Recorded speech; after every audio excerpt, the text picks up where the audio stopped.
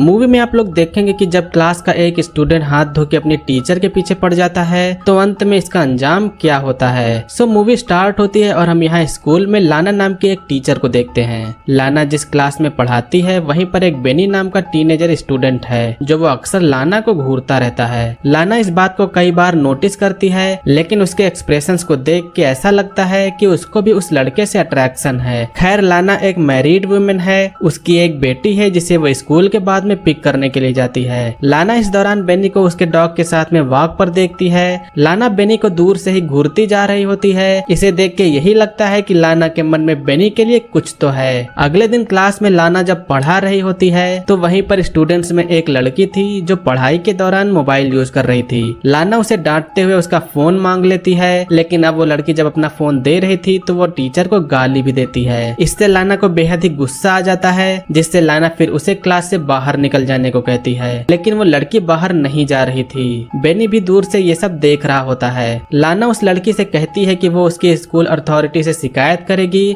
जिसके बाद में वो लड़की यहाँ से चली जाती है। क्लास के बाद में जब लाना चाय पी रही थी तो वो खिड़की से देखती है कि बेनी उसी लड़की को काफी तंग कर रहा है। लाना समझ जाती है कि उस लड़की के रूड बिहेवियर की वजह से वो उससे बदला ले रहा है। लाना इसके बाद में अपनी साथ की टीचर से बेनी के बारे में बात करती है। वो कहती है कि हमारे क्लास में एक लड़का है जिसका बिहेवियर काफी अजीब है लेकिन उसके साथ के टीचर को बेनी के बारे में कोई भी अजीब बात नहीं दिखती। कुछ देर बाद में बेनी जब स्कूल की छुट्टी के बाद में यहाँ से जा रहा होता है तो लाना उसके पास में आके उससे बात करने के लिए उसे एक खाली क्लासरूम में ले जाती है। लाना उससे कहती है कि थोड़ा बहुत फन के लिए ये सब ठीक है, तुम्हें स्कूल में आए कुछ ही वीक्स हुए हैं, अगर तुम्हें कोई हेल्प चाहिए तो तुम बता सकते हो। लाना ये कहते हुए बेनी को टच करती है लेकिन इसके बाद में बेनी खुद कहता है कि मैं आपकी कोई हेल्प कर सकता हूँ। जिसके बाद में ये सुनने के बाद अब लाना यहाँ से चली जाती है। घर पर लाना क्लास में सभी के रिजल्ट चेक कर रही होती है तो यहाँ वो देखती है कि बेनी के रिजल्ट काफी खराब हैं। लाना को हर समय अब उसी के थॉट्स आने लगे हैं। अगले दिन क्लास में पढ़ाने के बाद जब सभी लंच पर जाते हैं तो बेनी के सीट पर उसका बैग रखा हुआ था। लाना बैग के पास में जाके उसके अंदर बेनी का जैकेट निकालती है और उसे स्मेल करती है। इस दौरान लाना को कोई देख रहा होता है जिससे वो जल्दी से यहाँ से निकलकर वॉशरूम में चली जाती है। अब यहाँ हम देखते हैं कि बेनी भी यही है। बेनी को भी लाना के इरादे पता चल चुके हैं जिससे बेनी लाना को टच करते हुए उसकी गर्दन पर किस करता है। दोनों लोग और आगे बढ़ते ही हैं कि तभी लाना रुक जाती है। लाना बेनी से कहती है कि तुम आग से खेल रहे हो, तुम अभी बच्चे हो और ये सब करना ठीक नहीं है। इतना करीब आने के बाद में लाना की अब और भी नींद खत्म हो जाती है। क्लास में अभी भी दोनों लोग एक दूसरे को देखते रहते हैं। क्लास ओवर होने पर लाना जब जा रही थी तो बेनी भी उसके साथ में कंधा सटाकर चल रहा था जिससे लाना उससे बात करने के लिए फिर से खाली जगह पे ले जाती है। वो उससे कहती है कि जो हुआ वो नहीं होना चाहिए था, मैं ये सब नहीं करना चाहती, तुम ये सब भूल जाओ। लाना भी इसके बाद में स्कूल से निकलकर कार के पास में जाती है। वो यहाँ पर देखती है कि उसके कार का शीशा टूटा हुआ है। लाना समझ जाती है कि ये जरूर बेनी ने ही किया होगा। घर पहुँचने पर लाना का हस्बैंड उससे कार के डेंट के बारे में पूछता है। लाना बताती है कि वो लैंप पोस्ट से टकरा गई थी। लाना अपने हस्बैंड को बेनी के बारे में नहीं बताती क्योंकि इससे और भी प्रॉब्लम हो सकती है। अगले दिन लाना सभी स्टूडेंट्स को पेपर पर जॉब के लिए कवर लेटर लिखने के लिए देती है। वो सभी लोगों से कहती है कि इसमें आपको अपनी ड्रीम जॉब के बारे में लिखना है और वो उसके लिए क्यों सुटेबल है इसके बारे में भी लिखना है। सभी लोग क्वेश्चन पूछते हैं और इन्हीं के बीच में बेनी कहता है कि क्या आपने यहाँ पर जॉब के लिए हेड मिस्ट्रेस के तलवे चाटे थे। वो कुछ गंदे इशारे भी करता है जिसके बाद में लाना उसका बैग बाहर फेंक के उसे क्लास से भगा देती है। लाना की भले ही काफी बेइज्जती हुई लेकिन उसकी यादों में बेनी हर समय होता है। घर पर भी लाना को कई बार बेनी कॉल करता है जिससे लाना फोन को रिसीवर से हटा देती है। अगले दिन लाना जब स्कूल में जाती है वो बाहर से क्लासरूम में देखती है कि बेनी अंदर बैठा है। ऐसा लगता है कि लाना अब बेनी से डरने लगी है। इसके बाद में वो क्लास से छुट्टी ले लेती है और फिर वो यहाँ से चली जाती है।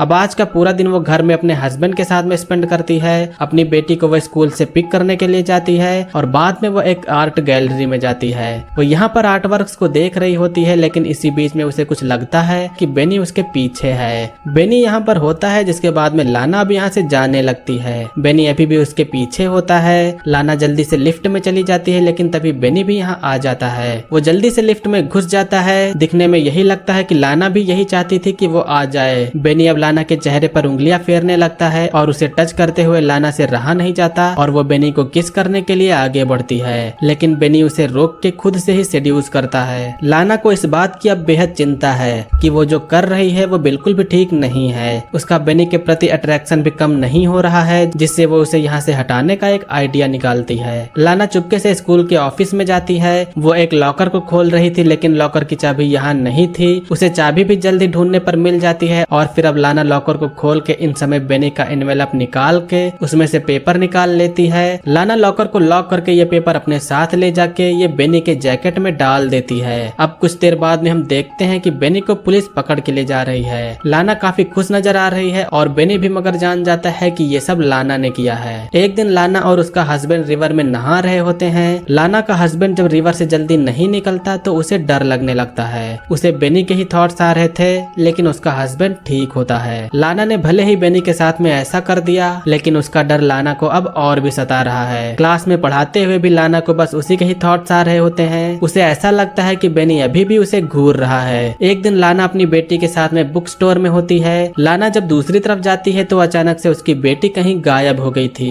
लाना काफी डर जाती है, जिसके बाद में वो स्टोर के सीसीटीवी कैमरे में चेक करती है। वो देखती है कि बेनी यहाँ आया था और उसने ही उसकी बेटी को कुछ किया है। लाना काफी डर जाती है और वो जल्दी से घर पर कॉल करती है, लेकिन उसे यहाँ पर अपने हस्बैंड से ये पता चलता है कि एक लड़का उनकी बेटी को घर छोड़ के गया है। लाना को अब रिलीफ फील होता है, लेकिन लाना इस बात को इग्नोर नहीं कर सकती कि बेनी कुछ भी कर सकता है। एक तरफ लाना बेनी से काफी डर रही होती है, लेकिन सोते वक्त लाना सिर्फ बेनी के साथ में इंटीमेट होने के ही सपने देख रही होती है। लाना इन फीलिंग्स को कंट्रोल नहीं कर पा रही होती है। इस सब की वजह से लाना अपने हस्बैंड पर भी ठीक से ध्यान नहीं दे पा रही थी। लाना इन सब से अब काफी तंग आ चुकी है। वो किसी भी तरह से बस इन सब से निकलना चाहती है। लाना कार में होती है और बेनी उसके सामने स्कूटर पर कहीं जा रहा होता है। लाना इन सब से इतना ऊब चुकी है, जिससे लाना के इरादे अब बेहद ही खतरनाक हो चुके हैं। लाना बेनी का काफी दूर तक पीछा करती है। जो टर्न बेनी लेता है वो टर्न लाना भी लेती है और अब एक ऐसी जगह जाने पर जहाँ कोई भी नहीं दिखाई दे रहा था, लाना अब अपनी कार से उसे उड़ा देती है। लाना को अपनी करतूत पर तुरंत ही रिग्रेट होता है, लेकिन अब तो बेनी कुचल कर मर चुका है और मूवी भी यहीं पर एंड होती है। तो मूवी में लाना का अट्रैक्शन बेनी की ओर था, ये बात बेनी भी जानता था। इस बात का फायदा बेनी उठा रहा था, लेकिन लाना एक फैमिली पर्सन थी, जिससे उसके लिए ये सब करना ठीक नहीं लगा। उसने बेनी को ये सब रोकने के लिए काफी बार कहा, लेकिन जब वो इसके बाद भी नहीं माना तो लाना को इससे बचने के लिए ये कदम उठाना पड़ा। सो गाइस, ये थी 2015 की एक ड्रामा रोमांस थ्रिलर मूवी का एक्सप्लेनेशन। मूवी का नेम है डिलेयरिंग।